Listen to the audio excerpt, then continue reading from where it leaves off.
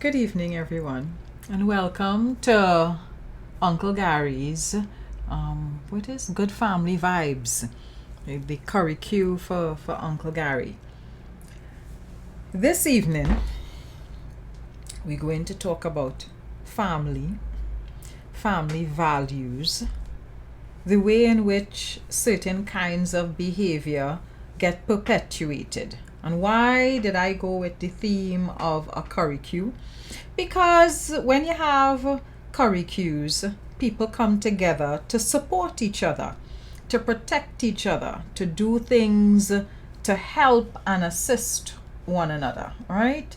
That's the kind of stuff that's been going on with curry cues and family gatherings and stuff.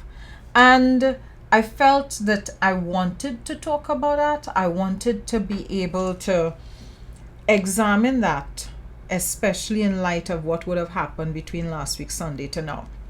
So the last time I saw you all, we had an amazing interview with Nizam Mohammed. Y'all remember that? We had former Speaker of the House, former Chairman of the Police Service Commission, attorney, and former politician Nizam Mohammed, because he was a former MP at a point in time.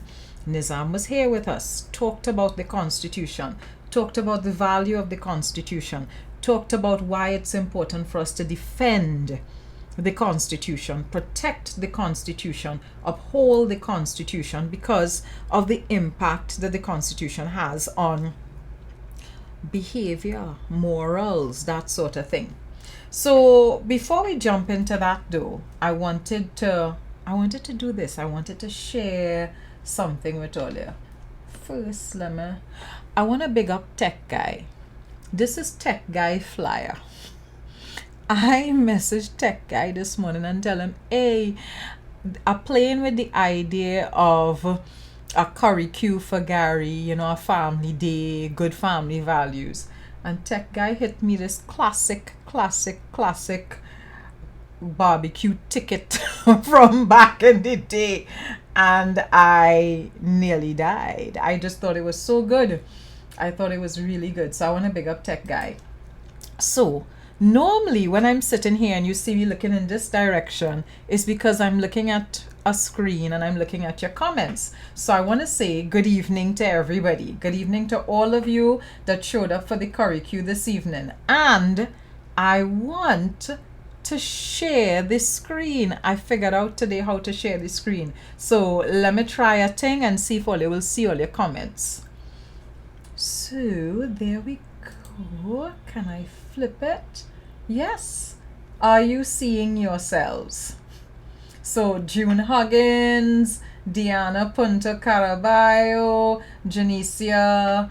Janicia, I want to know if Tech Guy married. Janicia, what kind of conduct is that? Janicia, if Tech Guy married. Selvon Map. Paulina says she loves Tech Guy. Hi Margaret. Hi Chris Black. Stacy wants to meet Tech Guy. No, nobody gets to meet Tech Guy. Only I get to meet Tech Guy. Yes, Crystal Etienne. He hit my vintage curry cue ticket. I died. So good. I'm glad. I'm hoping that you all are able to see yourselves and see the comments and everything, because I was very, very thrilled to be able to figure out how to do this, because for the longest while I've been wanting you all to see your comments so that you're part and parcel of the of what happens with the live. So I think if I minimize it like that, am I allowed to? Nah, I'm not allowed to. So I'm gonna go back to the regular schedule here. Good. So good evening. And how I want to start, boy. One of my biggest challenges when I'm doing these lives is to figure out, how am I starting? How am I doing this? Which information to use or not use? Which information to surely or not surely? Which information do I put out because I'm always trying as much as possible to make sure that you have a solid information to be able to make sense of the things that's going on. So I guess let me start from the top. Hi, Marion Charles Alain. Bonsoir, bonsoir, welcome. Somebody said they're sponsoring a case of chubby. Right. So last week, Sunday, I put up 2 screenshots and 5 pages. Hi, Cindy. I hear you're watching on your TV tonight. So thanks for watching on your TV tonight. I put up 2 screenshots and I put up 5 pages of a story.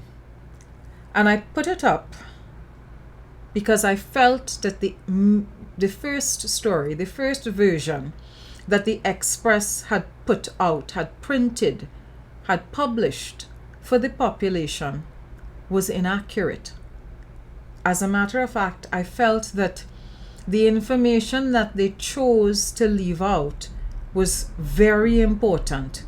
And in choosing to leave out that information, what they were really doing was tying up the population and misleading the population. And that's why I started by saying that I often have to think about what I'm leaving in and what I'm taking out with respect to information, because you want to protect people's identities at times because they're innocent. They're not necessarily the focus of the issue that you're trying to address. But there's some information, if I leave it out to protect people's identity or to protect them from public outrage and backlash, because sometimes public outrage and backlash can be misdirected. If I leave the information out, then you won't have the full story and you may not have the full understanding of everything. So it's always a weighing and a balancing. And I say that because last week Sunday I had to weigh and balance. And I had to weigh and balance because as soon as I put the live out, as soon as I put the screenshots out, I got a number of WhatsApp messages from persons saying, hey, but you leave in the reporter's name in the screenshots. And I said, yes, I had to do that because if I didn't leave the name in there, people would not be clear on who was speaking. And they said, well, it's going to cause problems. I said, I grasp and understand that that's a possibility because my understanding now is that Miss Wren is being investigated. And I thought it was unfortunate that she was being investigated because she was not the person that would have sent the information to me. It's somebody else. So I get the screenshots, I get the story, and I put the story out. Not because it was information that was new to me, but because I know it was information that would have been new to the public. So the list of persons that you would have seen working for the commissioner in that story. What's interesting and intriguing about that list with respect to that story is that there are a number of persons in that list that are related to each other either by blood or by marriage. And that's why good family values is what I want to focus on this evening in this live. I want to focus on good family values because we just get real tied up here when we start to talk about corruption, cronyism, nepotism. Because corruption, cronyism, and nepotism are things that we see that other people just do. We don't ever see it as something that we might be part and parcel of. So, I put this story out, and I put the unedited story out, and you all were able to see the names. And a lot of different persons were able to message me and say, but you don't realize that so-and-so related to so-and-so. And I said, yes, I understand. And I understand it very well. I'm clear on all who related to who and who is which one friend and that kind of thing. So, before we jump into the family tree, and who is related to whom, I wanted to make a couple things clear. Because you know me, I like to jump into the Constitution. I like to make sure that everybody understands precisely what is what and why certain things are the way they are. So let's talk about the law. Let's talk about what is allowable and what is not allowable. So the first place I want to jump to is her. And I also want to smallen up myself. No, that's not how I want to do it. Whoops. I want to... Yes, now. Where we at?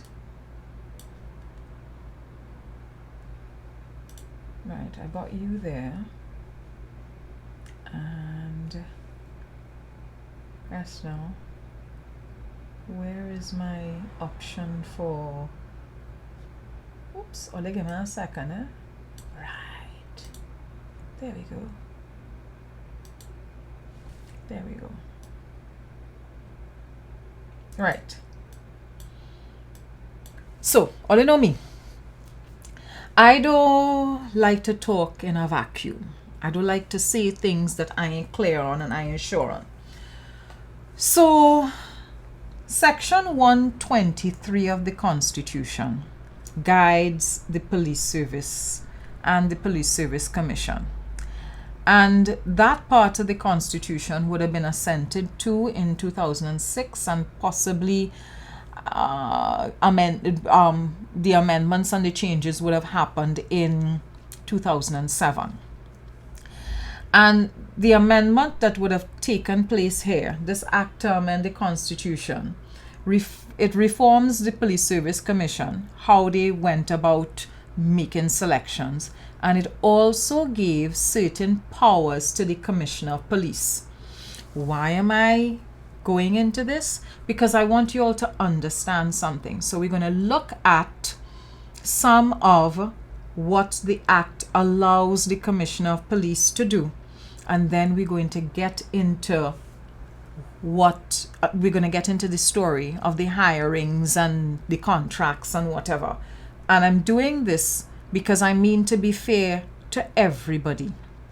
I don't have a problem with people working. I don't have a problem with people applying for a work, earning a salary. I don't have issues with things like that at all. What I tend to have issues with would be the process, whether things are legal or illegal, and of course, the ethics behind it, right? So there we go. So Section 123A, let's get into it. Subject to Section 123(1), the Commissioner of Police shall have the complete power. I want to repeat that. The Commissioner of Police shall have the complete power to manage the police service and is required to ensure that the human, financial, and material resources available to the service are used in an efficient and effective manner. So what you need to be clear on here is once you see Section 123A1, you realize that the Commissioner has full power, complete power, to hire whoever he wants to hire and to do whatever he wants to do with the budget of the TTPs. Right? So I want to make that absolutely clear. I'm saying this because I want to make it clear that Griffith would have known, based on this legislation, that he could hire whoever he want and he could do what he want with the finances and the material resources available to the TTPs. That is what the law allows for. Complete power. Right? The Commissioner of Police shall have the power to appoint persons to hold or act in an office in the police service other than the DCP. So when you see 123(1)A, there it's referring to the DCP, including the power to make appointments on promotion and to confirm appointments, transfer any police officer and remove from office and exercise disciplinary control over police officers other than an officer referred to in 123(1)A, which means the only the only level of the police service that he cannot tamper with is DCP. So people who are at the level of the DCP, the commissioner can't discipline them, can't transfer them, can't do as he please with them.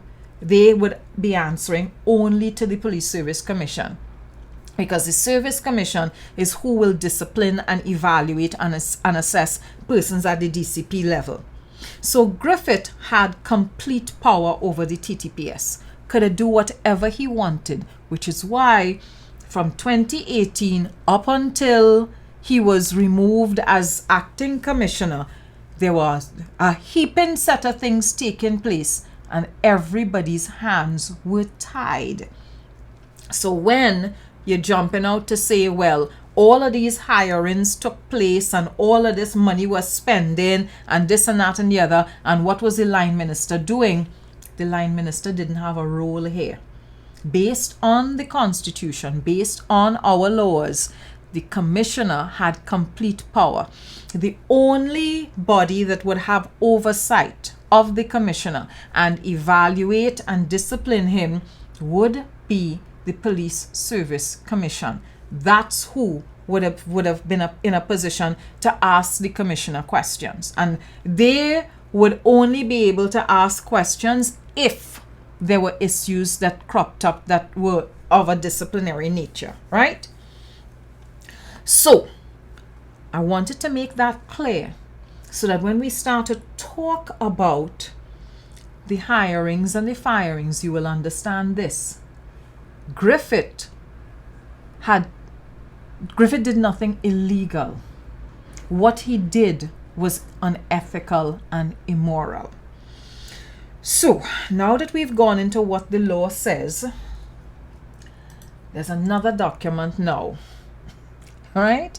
And I want to, yes, somebody made the point. Angie Bascom is saying in an efficient and effective manner. So for me, that's where a lot of the problems arise. Whether his hiring and firing, as well as use of resources, was efficient and effective. That's where you'd have to be looking at things, whether it was efficient and effective. And again, that might be subject to interpretation. So Gary has been all over social media all week long. I mean, I fed up get WhatsApps. You know the WhatsApps forwarded many times? Right.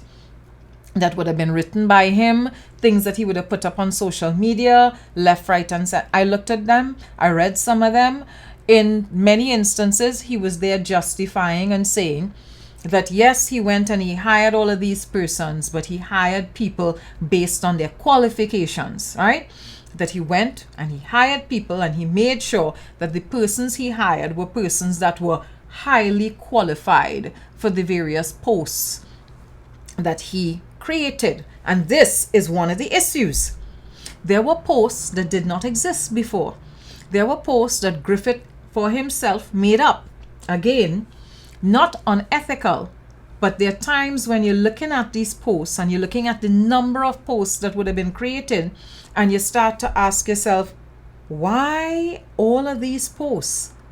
How come in a unit that would have had maybe 1 or 2 positions, you just blow it up? You know, whether it's by 8 positions, however many positions. I've been told, and there's a document that I have in my possession that indicates Griffith may have created as many as 300 new posts in the TTPS in the last 3 years. 300 new posts. So when I'm seeing all of these new positions being created, I'm there wondering, okay, so how are you rationalizing this? Is it that there was a manpower audit that was done? Is it that there was a comprehensive org structure done, and you would have realized that you were missing persons to fill these categories? And if that's the case, then share that information with us, because there are loads of police officers that were telling me that they're frustrated because they were not being allowed to do the things that they were previously doing within the TTPS. Many of them found themselves sidelined, moved out of units, put on various other desks that were not utilizing their skill sets. And then these persons, other persons, would have been brought in, many of them civilians, so they're not actually police officers. So they would have been brought in, and they would have been made SRPs in some instances, in other instances not, because they would have been civilians and working in positions that persons who were already within the TTPS were there doing or were hired to do. So that created problems. And I want to remind you all, again, based on the legislation, none of it was illegal, none of it was outside of his remit or his power, but all of it was causing a significant amount of problems within the TTPS. Why? Because a lot of the hirings turned out to be persons who were very close to Griffith, friends of Griffith, people he had worked with in the past in other areas and other sectors, and of course persons that he felt he could trust to have around him. So I want to make this clear. The Trinidad and Tobago Police Service is not Gary Griffith Parler. The Trinidad and Tobago Police Service does not belong to one person. The Trinidad and Tobago Police Service does not belong to a political party either. The Trinidad and Tobago Police Service does not belong to any one person anywhere. The Trinidad and Tobago Police Service is a state institution that is meant to enforce laws, protect, serve members of the public, and of course engage in crime detection and crime prevention. So now we're going to look at the ways in which the TTPS was functioning like it belonged to one man. Where do I go? Actually, before we get into that, I want to ask Wally something. I'm going to ask Wally to look at a couple things here. I want Wally to tell me, where do I have everything here, boy? Please tell me I have everything here.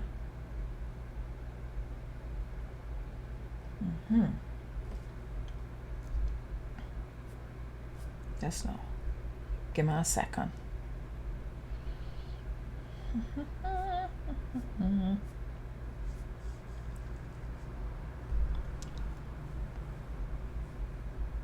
I want to go back to 2010.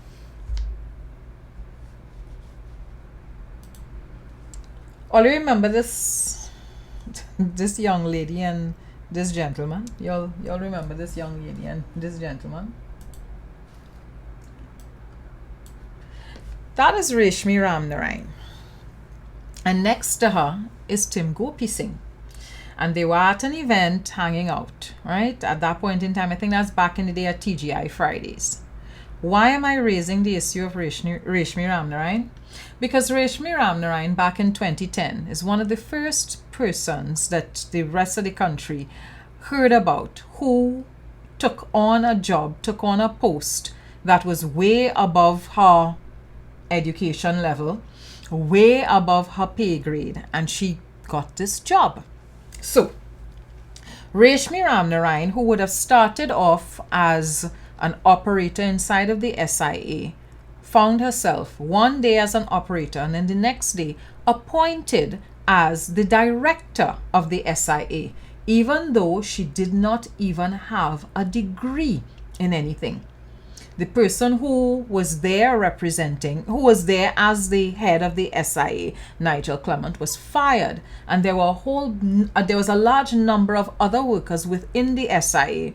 I've forgotten the full number, but it is a pretty significant number of persons who were fired, and they were fired because, according to the government then, all of these persons were political appointees, right?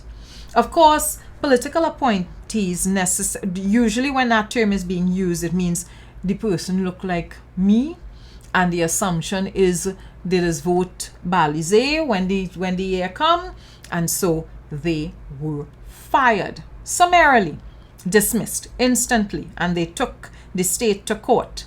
When that firing took place, Gary Griffith, who was then the National Security Advisor to Kamla Persad-Bissessar, made the rounds of television stations for all of the morning programs to explain why these persons needed to be fired.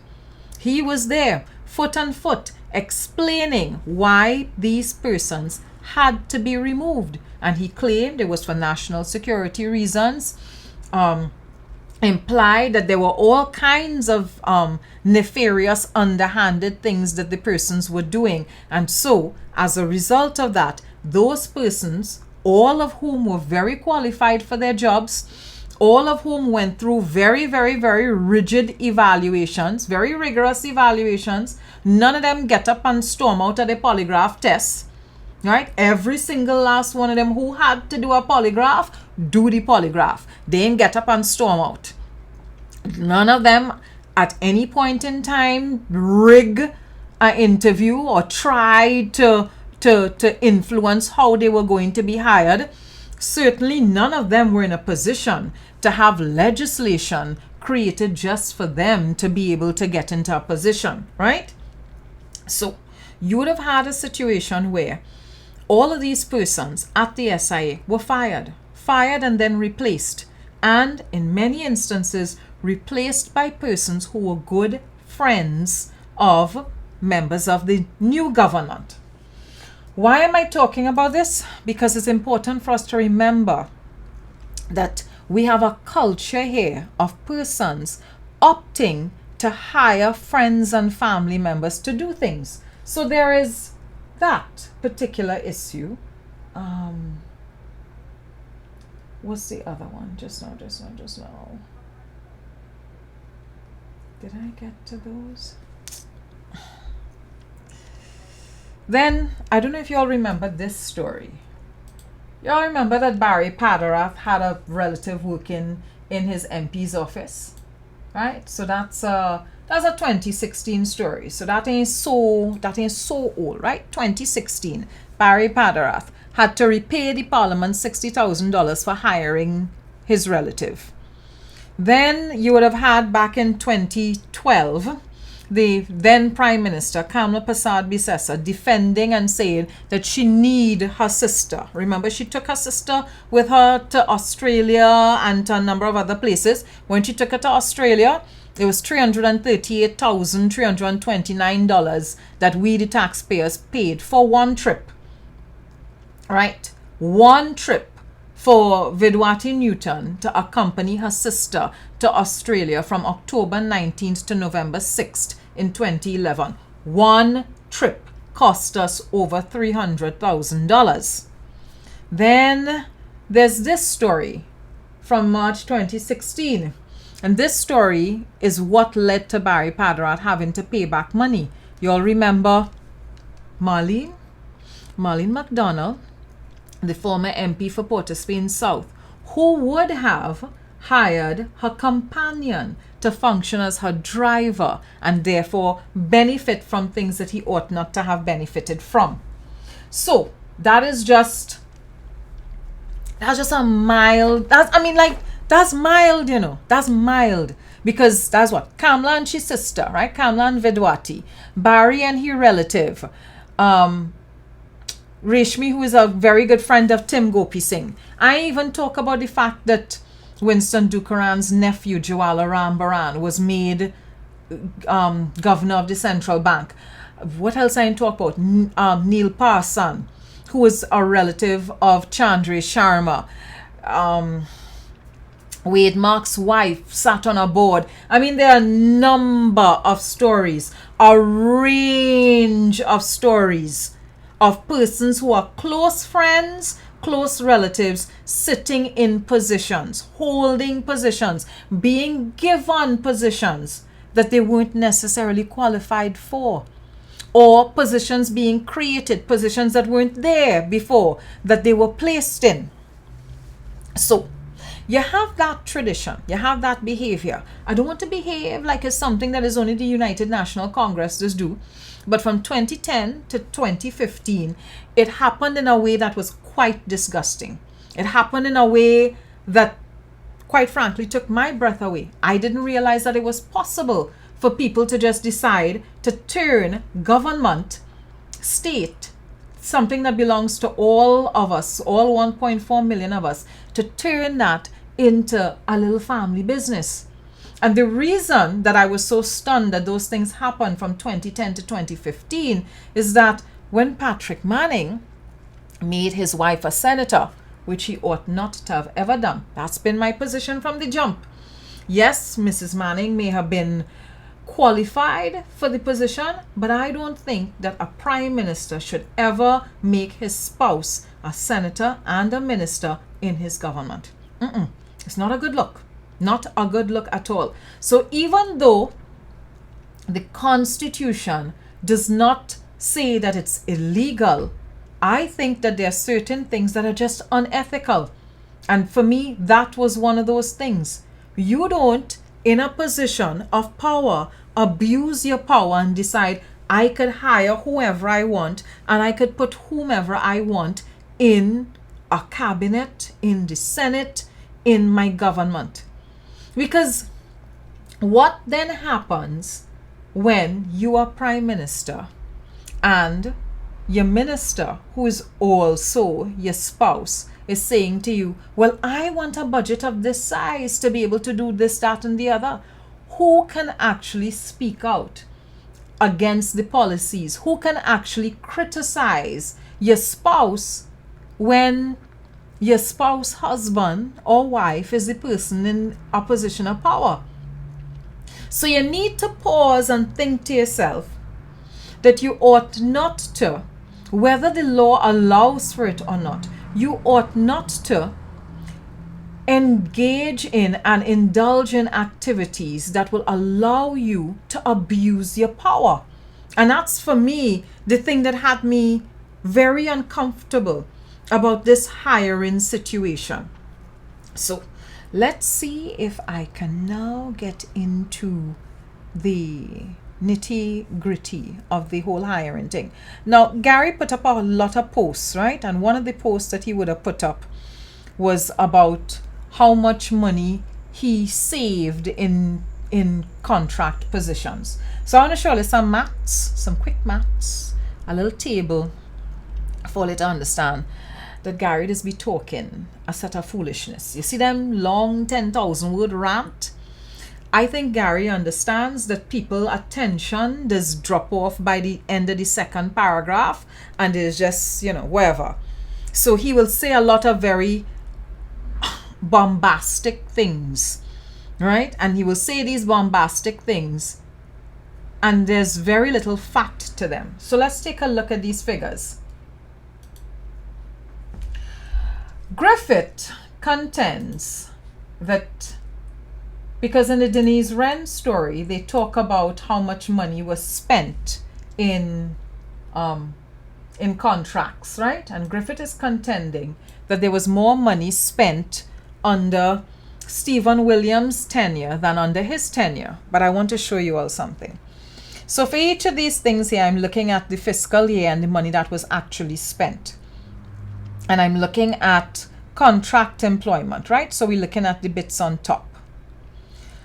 Stephen Williams functioned as the acting commissioner of police up until August 2018. And the fiscal year does end around September, right?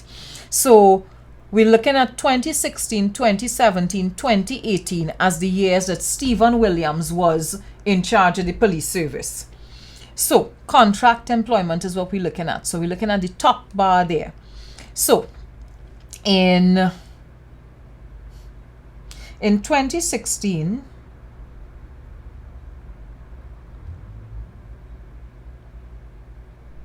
the figure there, something is wrong with this figure because it shouldn't be 1 million, it's 61 million.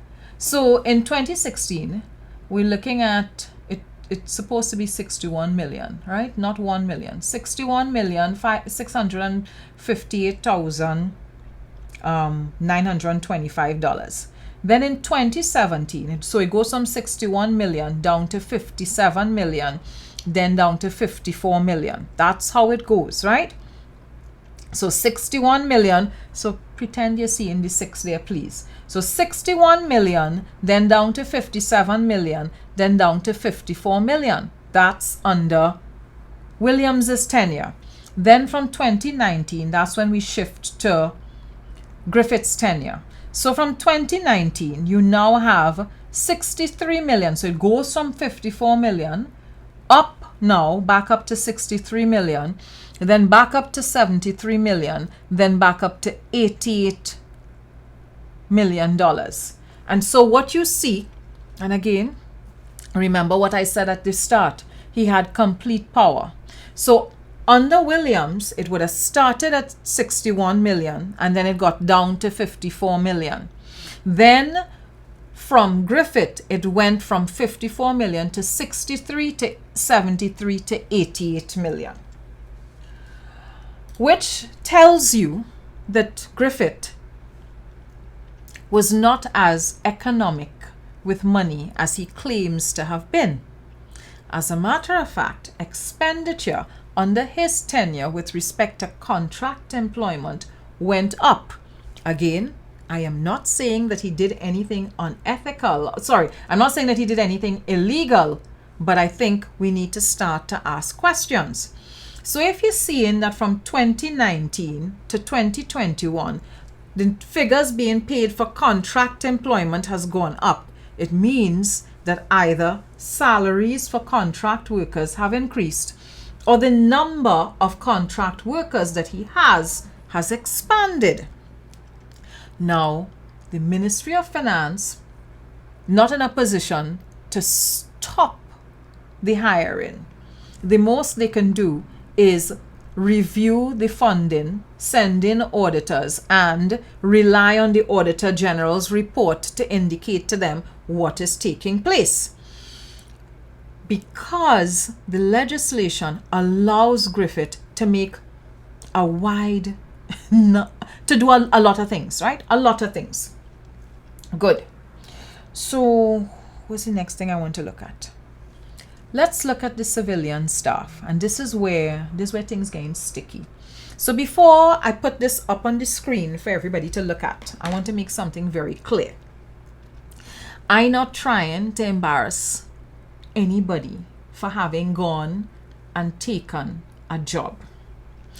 What has me upset more than anything else is that Griffith ought to have known that while legally he could hire whoever he want, ethically he ought not to be hiring people that are so close to him, because it raises questions about accountability. It raises questions about who providing the checks and balances. It raises questions about who hiding information for whom. And bear in mind, this is the Trinidad and Tobago Police Service. This is a national security entity. So you have a situation where within a national security entity, at the top level, the highest level of the TTPS, only people, friends, and their relatives working with each other. So I want all you to now pause for a second and think, what does it mean when at the top level of the TTPS, the highest level of the TTPS, only people who are close friends of the commissioner working within the headquarters?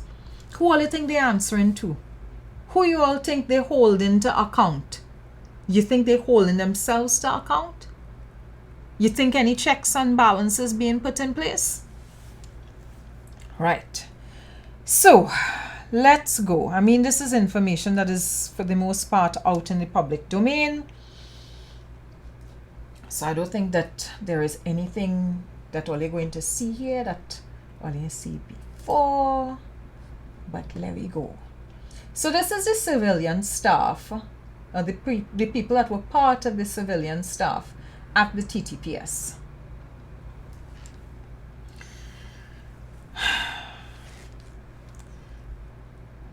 Now, Francis Joseph. I want to start with Francis Joseph. I will eventually get to discussing Adrian Donmora, because he's at the top of the list. But I want to talk about Francis Joseph. Francis Joseph is a former communications person for Jack Warner. So Francis Joseph and Gary Griffith know each other from way back in the day, because Griffith was once an advisor to Jack Warner. He and Jack Warner are good friends. So Griffith becomes Commissioner of Police, and he hires Francis Joseph to function as his manager for corporate communications. So you see plenty of them long, ranty press releases you used to be getting from the TTPS. Francis Joseph would have been responsible for writing some of those. He would have had to. I don't know if you all notice, but the press releases coming out of the TTPS these days are much shorter and more fact-based in terms of the content that they're putting out. So there's much less ranting and wild language and accusations and clapback. I don't know if you notice, the police services social media has stopped giving chats to members of the public. So you could go now and make a comment and not necessarily be insulted by people by the TTPS Facebook page. So that's Francis Joseph. Vindra Dukhi. Vindra Dukhi for me is interesting because Vindra Dukhi used to work with Griffith at his security company. If I am not mistaken, Vindra Dukhi is a director in Griffith's private security company. Vindra Dukhi also works within the TTPS. So the salary that you see in here might just be her salary as a secretary and not her salary somewhere else in the TTPS that she is. But I thought it was interesting that somebody who functions as a director for his personal company, for his private security company, was now working as the Secretary for Executive Management Services within the TTPS. Sheldon Edgehill is a friend of his from the Defense Force, and so he brought this friend in to function as the head of Executive Management Services. Then you've got Christian Chandler. And Chandler was Griffith's personal lawyer back in the day. So prior to 2018, Chandler would have functioned as an attorney for Griffith for some, whatever issue. I wasn't, following Griffith in that way then. It is only when he became a public official that I started to pay attention to how he performed his duties. Chandler also did not meet the requirements for the ad for Director of Legal Services, Head of Legal Services. The person who became Head of Legal Services had to be called before the bar for a full decade. And my understanding is that when Chandler was taken on for the job, he didn't meet that criteria, so he ought not to have been made Director of Legal Services. Now, one of the other interesting things too is there wasn't a position called Director of Legal Services. I think it was Head of Legal Services. And then Griffith did some restructuring, created the position of Director, and then also added other positions inside the legal service unit. You will notice that there was no job description on file. And this is something that strikes me throughout this document here. You'll see some persons with no job description on file. Now, this is where things start to get interesting. Remember I said I would get back to talking about Adrian Donmora. So Felicia Gomes Andrews, she was functioning as his head of planning, research, and project implementation. You all remember the former head of the Service Commission, not Blissy Prasad, but Therese Gomes. You all remember Therese Gomes? She would have been the head of the Service Commission when Griffith applied to become commissioner. Felicia Gomes is the daughter of Maria Therese Gomes. So she is the daughter of the former head of the Police Service Commission. Felicia Gomes is also married to this gentleman.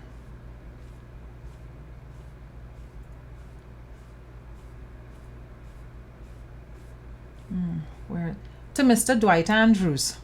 Right? So Felicia Gomes Andrews married to Dwight Andrews. And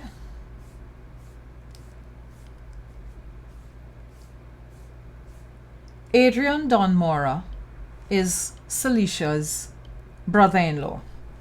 I have to say this because that for me, or that's one area for me where things were incredibly problematic.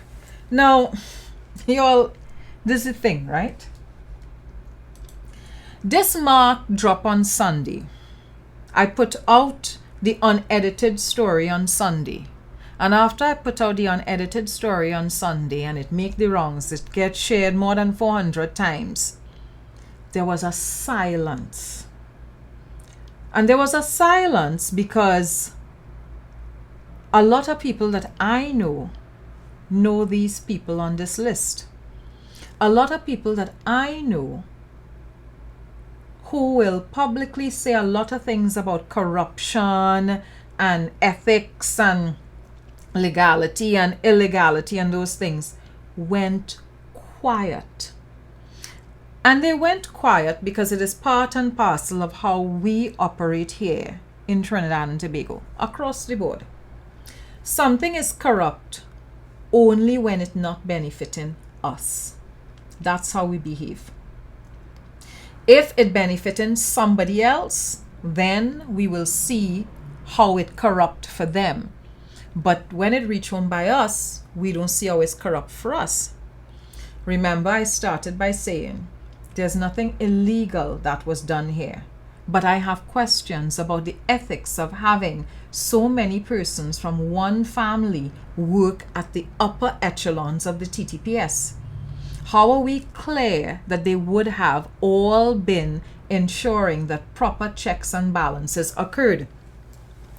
How are we clear that the way in which recruitment occurred was above board? Because I have a number of questions. The jobs that these persons took on, were the jobs advertised? Were people interviewed for the jobs? Did they provide supporting documents? And that's another thing. In going through this, I noticed that there were a number of persons, there were some persons rather, I should say, who did not provide things like CVs, who didn't have information on file, or in some instances, you're not even seeing a contract or a job description for them. So as a, for example, there's Carmichael George. He was staff officer to the head executive management services. No contract seen, no job description seen. I see Paul Daniel Naus made it onto this, and I looked at his qualifications and wondered what about his qualifications made it that he should be in charge of the armory. Let me put myself back up here so you'll have, it's not a disembodied voice. When I scroll further down, I see Lisa Ghani, who used to work with Kamla Prasad Bisesa as an events coordinator. So she ended up in a job as an events coordinator. And I thought to myself, the TTPS solving crime or promoting FETs? What really going on here? But there's a particular, oh my goodness, where is that boy? Did I pass that person already? There's a particular person I eventually I'm going to go into some more detail maybe that person is not on this specific there we go. So there is Timothy T-Mal, and we're going to get into Timothy T-Mal. And we're going to get into Timothy T-Mal because when you see what this person was hired to do, you will understand why I was very concerned. And again, a lot of this is not stuff that I was unaware of. I was very aware and kept my mouth shut until I had the evidence to be able to prove things, because it's one thing to be told and another thing to be able to establish, right? So I want to get back to this. So the point that I'm trying to make is this. I didn't have an issue with these persons being hired once they were hired following due process. Jobs advertised, people interviewed, and going through the proper process. I maintain from the very start that Griffith had, according to the Constitution, full power to hire whoever it is he wanted to hire. But when you are looking on and you're seeing that the only persons Griffith seems to be able to hire are persons that he all worked with at some point in time prior under the United National Congress, you start asking yourself, so it's only people who he worked with under the United National Congress that qualified enough to be able to do work with him? Either that or persons who are all related to one another. So then you pause and you're asking yourself, well, okay, what exactly is going on with the TTPS? What exactly is Griffith attempting to do with the TTPS? How exactly is Griffith positioning himself and the TTPS? Is it that he sees that the police service is his? Is it that he thinks that he owns the police service? Is it that he thinks that he and he alone should be sitting there as commissioner for as long as he thinks he needs to hold on to the job? Now, from the jump, I've said to you all, Griffith is a political animal. He was in politics, he was a politician, and then he made this move into the role of Commissioner of Police. And when he became Commissioner of Police, it wasn't about an entire police service. It was about him and him alone. Him as an individual, him as this figure, right? And he positions himself as an action figure, right? So Super Gary, and he's a John Wick of Trinidad and Tobago, and all those kinds of things that sound for me very Trumpian. So let me get into this specific person. Let me get into this specific individual. Y'all know this guy? Y'all ever seen this person on social media?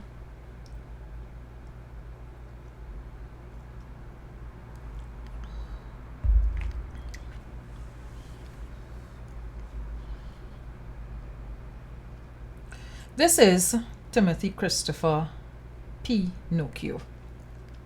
He puns on, the whole Pinocchio thing. And that's why he's a professional liar, and like Pinocchio, he knows is what I grow with each new story told, right? Pinocchio, at a point in time, used to work with Film TT. I think he was the CEO of Film TT. So, Pinocchio is Timothy T-Mal. I just showed you all Timothy T-Mal. As a matter of fact, let's bring that back up. Right. Where are we? Right. Pinocchio is this guy, Timothy T-Mal. That's who Pinocchio is. And Pinocchio had this to say recently. He says, the argument that working for the TTPS as their social media consultant is the same, the argument that working for the TTPS as their social media consultant is the same as being a political blogger is very funny and telling to me, since the TTPS, unlike a political party, is supposed to be an independent institution. Nokia, I'm so glad you said that. I am so glad that you said that the TTPS is an independent institution and that it's not a political institution and that you're not the same as a political blogger, because then that means that the work you were doing for the TTPS was to promote public education. That's what it has to be. That everything that you were doing, everything that you were being paid for the entire time that you were functioning as a social media, well, let me go back and see what it is again. What is going on here with my iPad, boy? Oops. Give me a second. It means that all of the things that you were doing for the TTPS in this capacity of media management services, the consultant for media management services, it means that none of it was unethical. It means that everything you were doing was about educating the public. I want to assume that you weren't doing anything underhanded, that you weren't doing anything that would raise eyebrows. But you know what? You know what, folks? It's not going to work out that way. You all remember Cambridge Analytica, right? I'm sure all of you here remember Cambridge Analytica and what transpired. But just in case any of you don't remember, let's refresh your memory a little bit. One of the... Yes, no.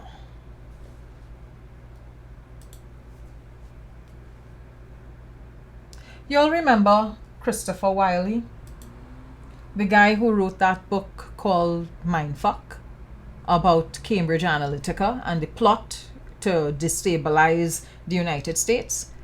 You're going to listen to a little bit of testimony from Christopher Wiley. One of the things that I've also passed on to the committee is some of the contractual documentation and emails from some of AIQ's past projects. One of them was for the at the time the Minister of National Security of Trinidad.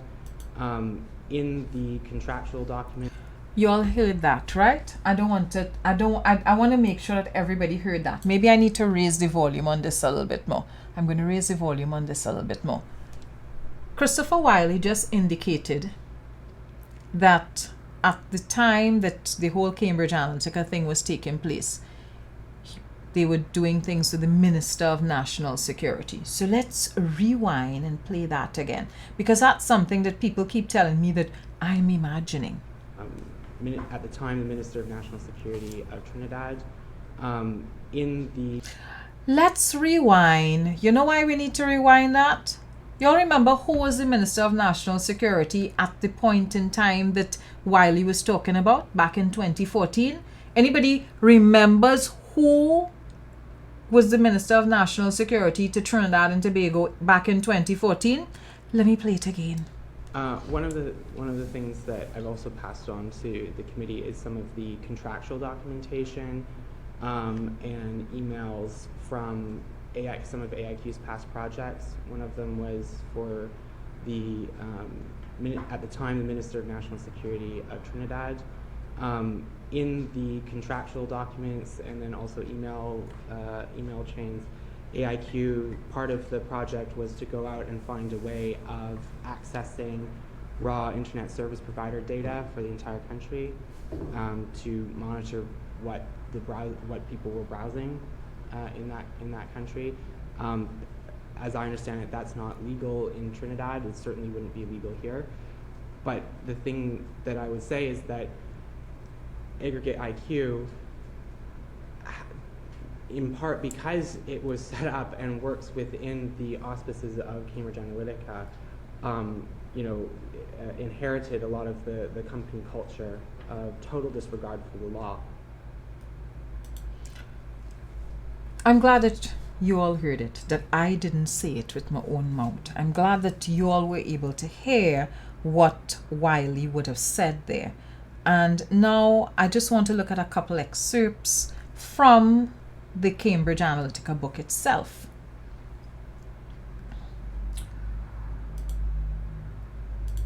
There we go. Right, there we go.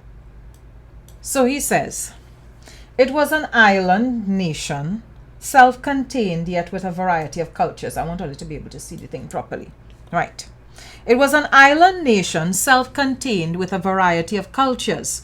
There was an Afro-Caribbean population, an Indo-Caribbean population, and a smattering of white people, creating an interesting cultural tension to explore.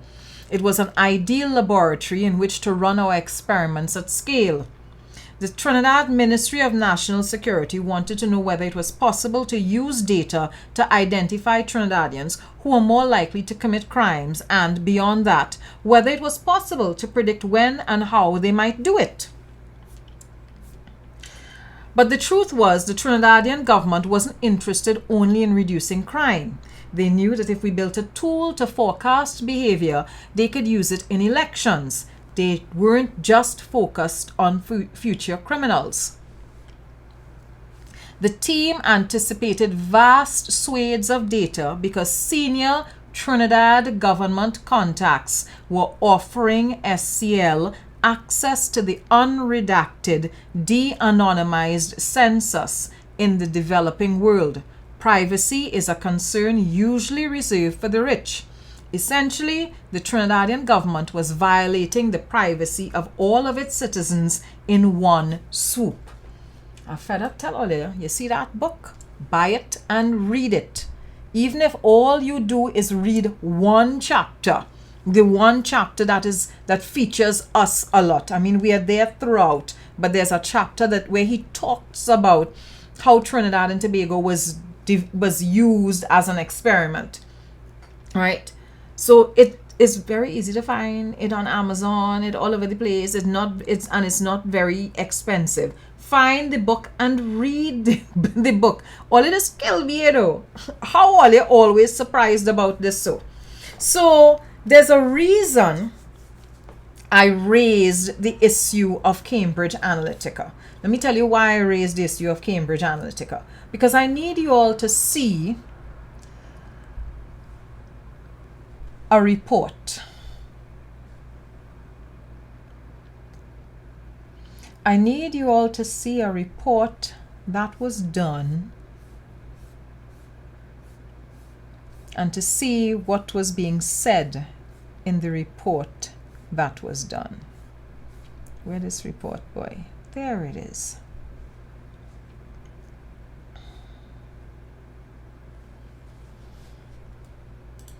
There we go. Tell me if all is seeing this thing clear.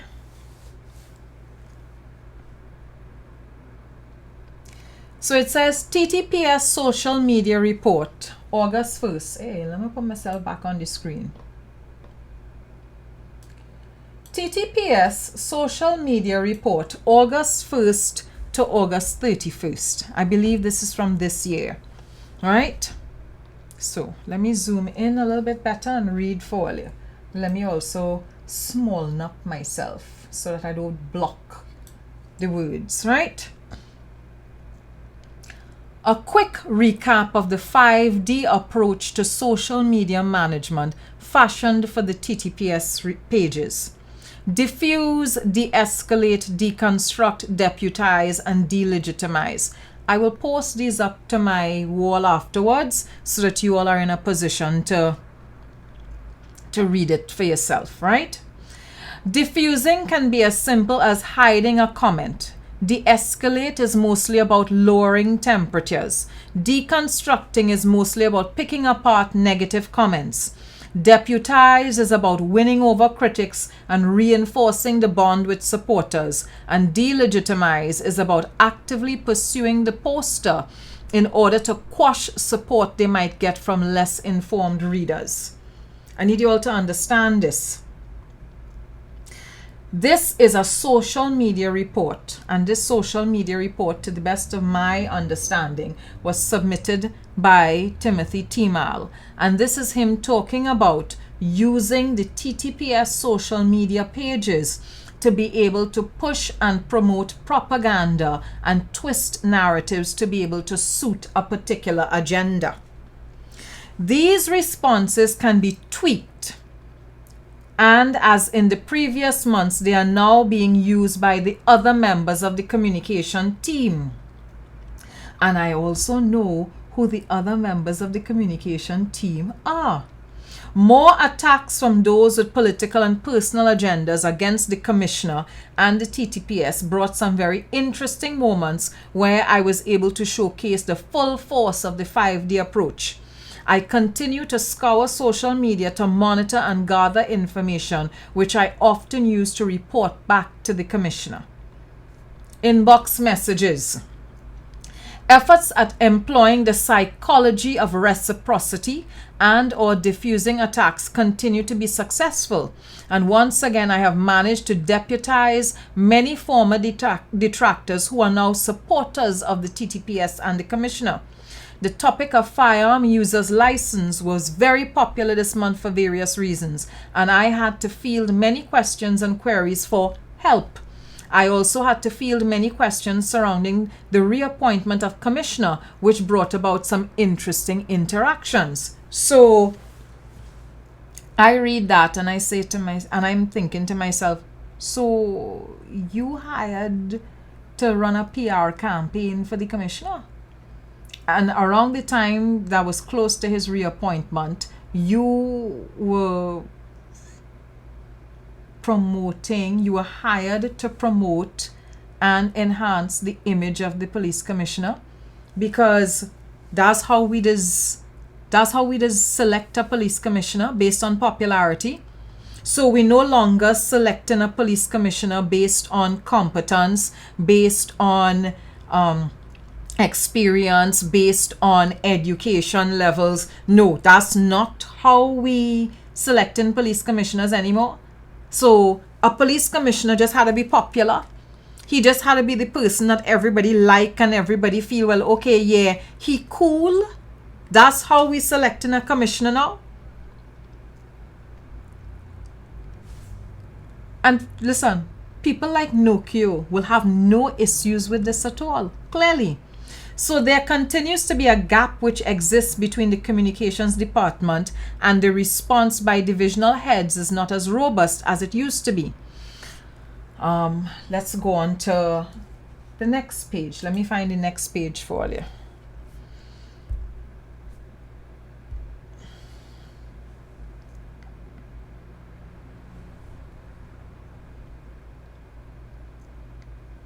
Right, so here we go.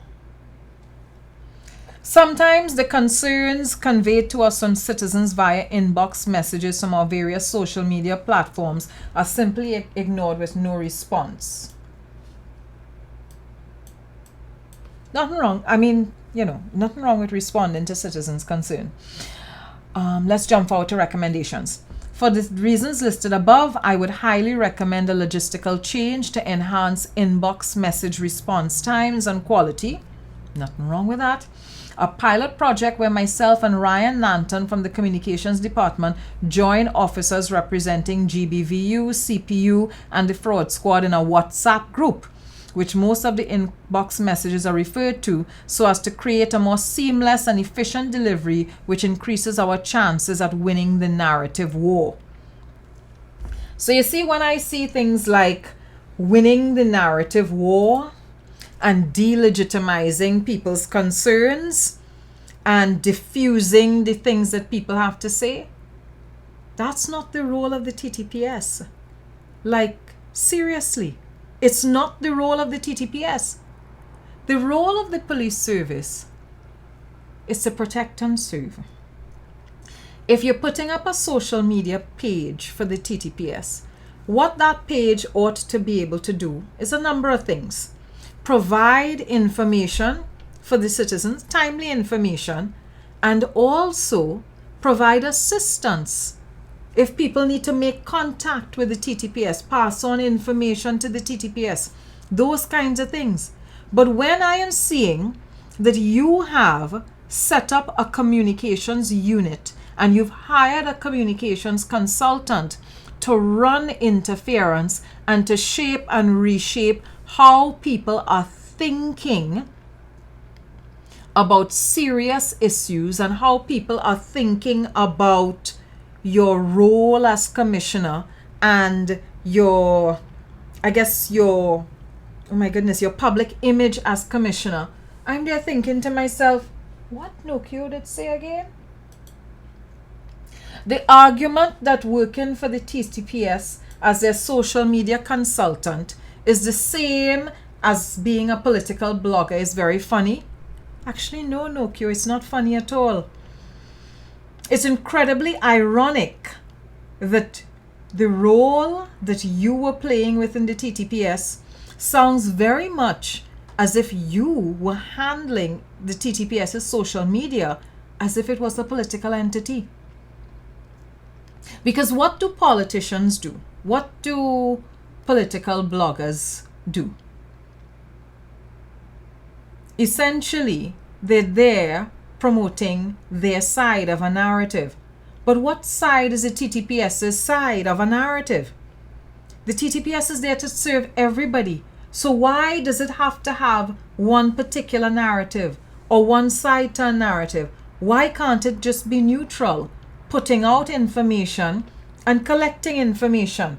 Why is there this need to sway public opinion about the commissioner and sway public perception about the TTPS? Because remember, Gary keeps saying to us over and over again that he's lowered crime and he's the most popular commissioner of police ever. So you pause and you start to ask yourself now, how much of that is true? How much of that information is actually accurate? Or is it propaganda? Is it a situation where information was put out there to sway public opinion? Is it a situation where somebody decided that they would have been campaigning hardcore to return as commissioner, and so you hire people for the purpose of swaying public opinion? So it's not that you're back there because you actually have a performance track record, but because you're popular. So it's like a beauty contest, a beauty pageant, a Miss Congeniality, something. But I ain't done there with Nokio, you know. I have a couple more things, one or two more things, and then we're wrapping up this live because we need to move on. People have a Friday evening and there are things to do for a Friday evening. I want to show you something. And we'll explain why we're going to explain this just now. But I want you to see it. So, Monday, July 5th, 2021. This letter was sent, right? So from Miss Matthews Frederick to Angela Ramlagan, Francis Joseph, and Sheldon Elchill. And the importance is high. Engagement on contract at the TTPS. As per your query, rate the employment of Mr. Timal as a consultant to the Commissioner of Police and the need to provide supporting documents. So Timal is hired, functioning as a consultant, but has not provided consulting documents. Mr. Timal has indicated by email dated June 23, 2021, that he is unable to locate his birth certificate and has provided his national ID and driver's permit to the office. This is Trinidad and Tobago, where you just go down to legal affairs and in a couple of hours you get a birth certificate. So why is he not in a position to provide a birth certificate to his employers? A request was made for supporting documents with respect to his qualifications, wherein he also indicated that his expertise as a narrative and social media consultant was gained through experience and he is in no possession of documentation. So, no CV, no birth paper, right? So documents, support documents that you need to have in a file. Mr. Timal has been providing his services to the Commissioner of Police since the 16th of December 2020 to date, and a request has been made for continuity by the head of corporate communications as he has brought value to the unit. Remember, the head of corporate communications is Francis Joseph, the person who I said used to work for Jack Warner before. Another email was sent to him as below, requesting the documents again. So you have people in human resources as recently as July of this year asking, please provide the support documents. So this person has been hired and hired since December of last year, functioning in a position where, based on the report that I just looked at you there, I just showed you there, sorry, not looked at with you or showed you. Based on that report, it seems that there's a lot of persuasion and propaganda that's taking place with respect to his job duties. And now we have an email sent in July, right? As recently as July this year, saying we have no support documents to this person on file, you know. So imagine no support documents for this person on file, but money running, right? Invoices sending in, money running. So, of course, the next thing was for me to ask to see this person's CV. Because according to this email, where they talk about the request, they said that his expertise as a narrative and social media consultant was gained through experience. So I say, well, all right, it have to be that his CV going to show, you know, a certain number of years of experience doing social media work, right? Okay, where the CV, boy? Let me make sure that I pull that up because I want all it to see. I want all it to see the CV as well.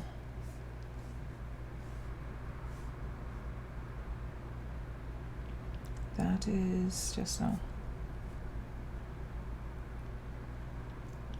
So they wanted him to provide, the documents that they wanted him to provide on the file was a letter of interest, an updated CV, a copy of his birth certificate, and a copy of academic certificates, right? So they needed to see his education levels, they needed to see his birth certificate, they needed to see his CV, and they needed a letter of interest from him. Let me, where is that, boy? Here it is. I want to make sure that right. I just want all it to see education and work history, right? That's all I need all it to see. So, this is homeboy education levels here. And this is the work experience.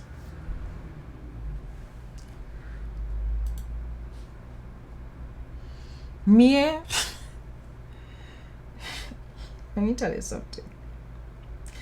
I have for years had to keep my mouth hushed and shut when Timothy Timal, busy all over social media, calling me a political blogger, calling me a political hoe, right? And if that is what floats his boat, that is what floats his boat. But I will tell you this, it ain't have no way, no how anybody will see my CV and think that I am underqualified or unsuited for any job that I am doing. Because that is not the sort of person I am. I will not take work under false pretenses. I will not apply for positions under false pretenses.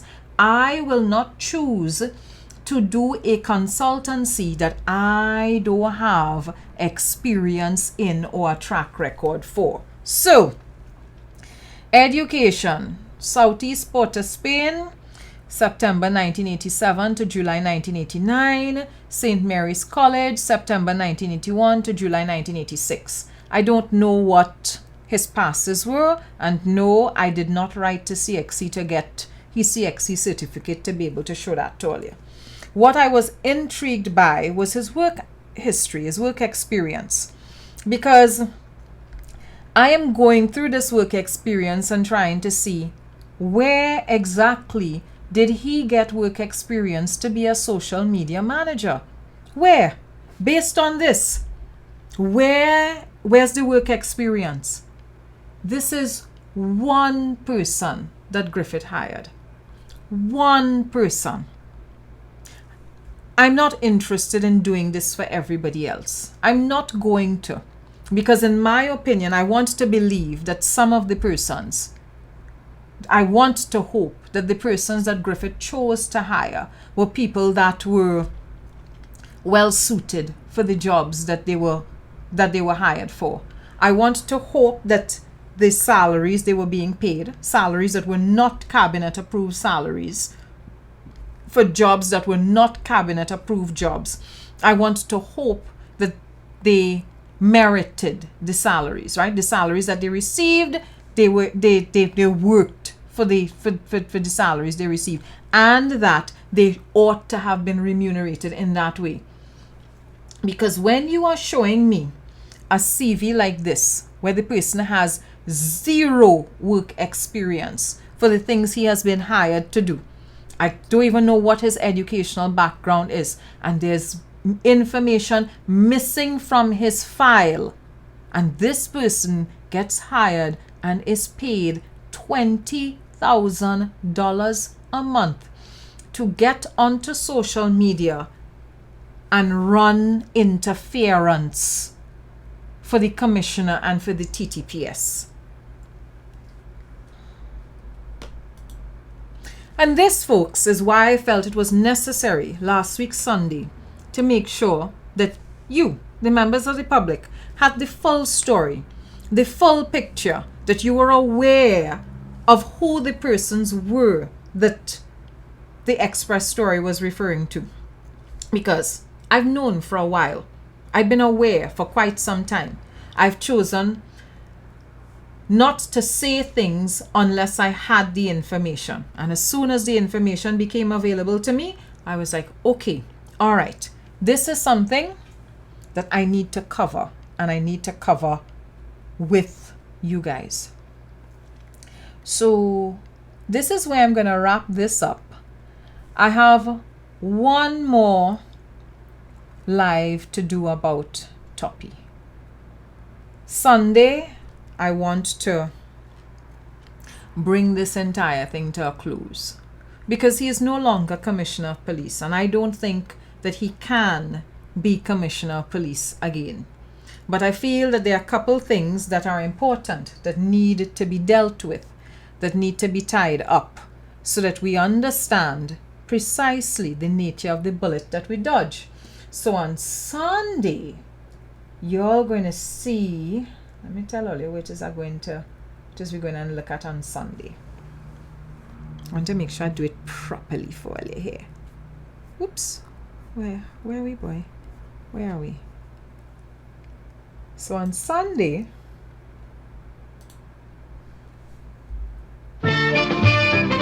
just sit right back and you'll hear a tale of a fateful trip that started from this tropic port aboard this tiny ship.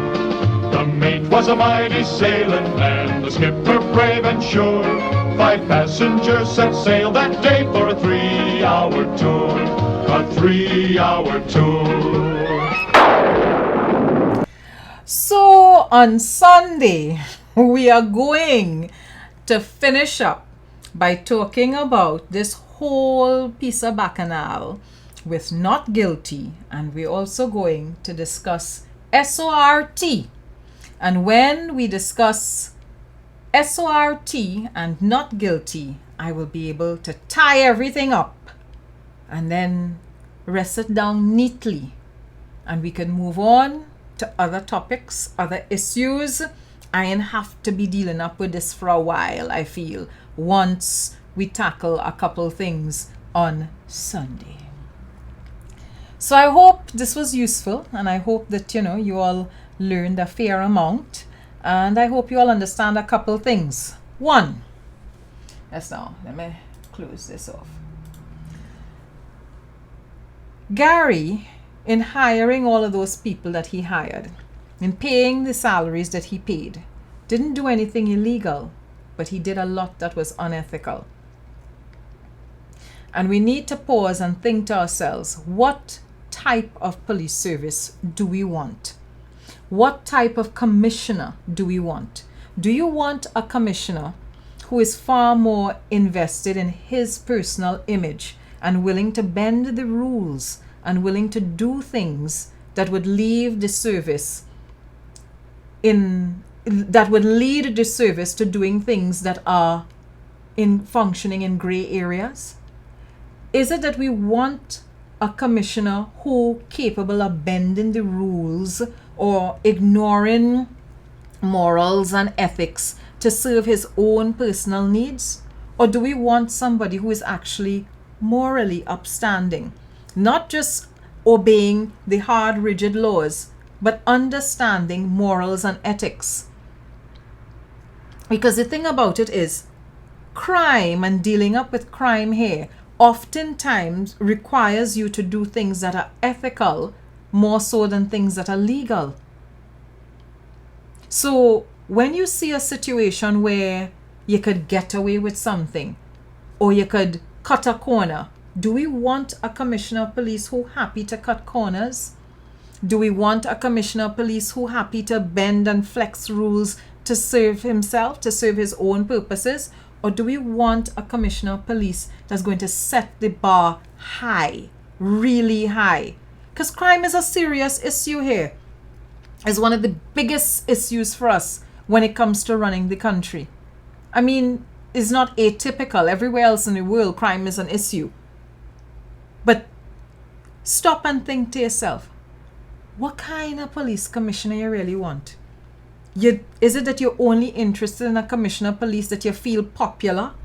That you find, well, yeah, he look like a cool test? Or do you want a commissioner of police that has standards? Pause and think about that, because I'm not sure that that's what we had. But I mean, I'll see you all on Sunday. All right? Take care.